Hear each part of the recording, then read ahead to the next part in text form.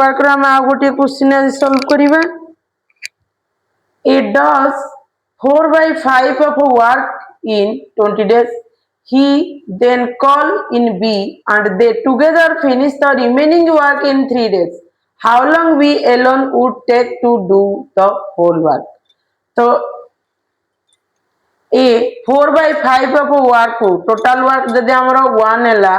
4 by 5 of work को से 20 days रे करूची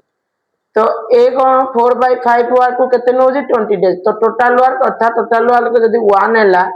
से केते दिन लगेबो 5 by 4 हेले केते हैला 25 डेज तो वर्तमान से कोजी रिमेनिंग वर्क तो 4 by 5 को यदि 20 डेज नोजी आ रिमेनिंग केते रहला 1 by 5 को केते दिन लागुजी 3 दिन तो 1 by 5 को जदि 3 डेज लगे ताले 1 को केते दिन लागिवो 15 डेज तो वर्तमान ए 15 डेज को ए आ बी मिसी की करियो वर्तमान ए के दिन रे करूजी ए करिवो 25 days and A plus B करिवे 15 डेज तो ताकर एलसीएम केते आनी आसीबा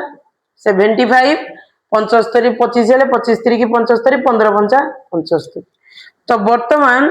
ए प्लस बी रो एफिशिएंसी केते 5 ए रो एफिशिएंसी 3 ताले बी रो एफिशिएंसी केते आसीबो 2 तो बी एलोन ताले हमरो टोटल यूनिट होजी केते 75 यूनिट ताकू बी करिवो